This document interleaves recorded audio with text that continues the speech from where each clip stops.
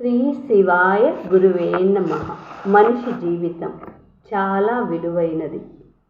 మనిషి ఎప్పుడూ విజయాన్నే కోరుకుంటూ సంతోషాన్ని కోరుకుంటూ ఉంటాడు. కానీ ఈ పోటీ యుగంలో ఎంత శ్రమించినా ఎంత కష్టపడినా ఫలితం అందుకోలేక నిరాశ నిహృసులకు లోనవుతూ మానసిక కాలుష్యాలు నిర్భయంగా కాటేస్తూ ఉంటే వాటికి బలైపోతూ ఇలా ఎన్నో జీవితాలు. ఎవరి కథ వారిది, ఎవరి చరిత్ర వారిది.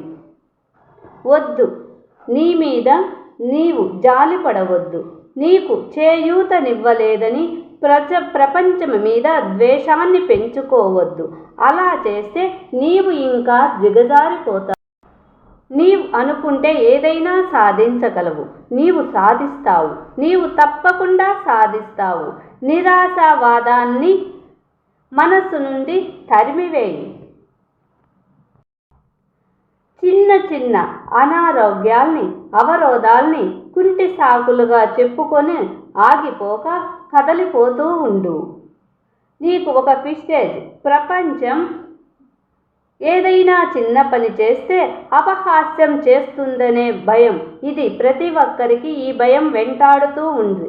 కాబట్టి ఎవరి గురించి ఇతరుల గురించి ఆలోచించవద్దు. నీలోని సిగ్గును పారద్రోలు. రెస్ట్ అనేది మనిషిలోనే ఉన్నదన్న సత్యాన్ని గ్రహించు. సరి అయిన రెస్ట్కి నిర్వచనం తెలుసుకో. నీ మీద నీకు ఏవగింపు రానియ్యకు. ఎట్టి పరిస్థితిలోనైనా నిన్ను నీవు అసహించుకోకుండా ఆత్మస్థైర్యంతో ధైర్యంగా ముందుకు వెళ్ళు. ఏదైనా సాధించగలవు. నిన్ను నీవు ప్రూఫ్ చేసుకో. మనోబలంతో ముందుకు సాగిపోతూనే ఉండు. జీవితం చాలా విలువైనదే. ఎంతో బాధ్యతతో కూడుకుని ఉన్నది.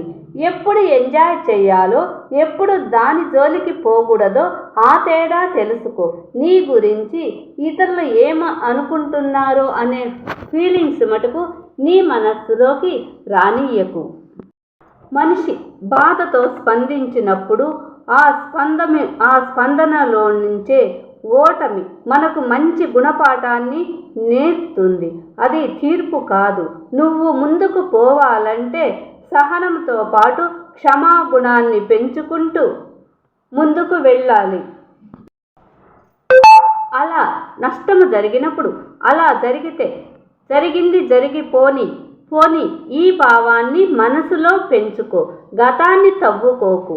టైం వేస్ట్ చేసుకోకు. కష్టములో కూడా నవ్వటం నేర్చుకోవయ్యా. నీకు హిమాలయమంత ఎత్తు ఎదగాలని ఉంటుంది కదా. ఆ ఎదుగుదలలో కష్టం అణిగిపోతూ ఉంటుంది. మార్పును ఆహ్వానించు. మార్పు అనివార్యమని గ్రహించు. ఇంత శక్తి నీకెలా వస్తుంది అనుకుంటున్నావా? నీవు అనుకుంటే ఎంతటి శక్తి అయినా నీలోకి వస్తుంది. అక్షరాల ఆణిముత్యాలను షేర్ చేయండి, లైక్ చేయండి, సబ్స్క్రైబ్ చేయండి.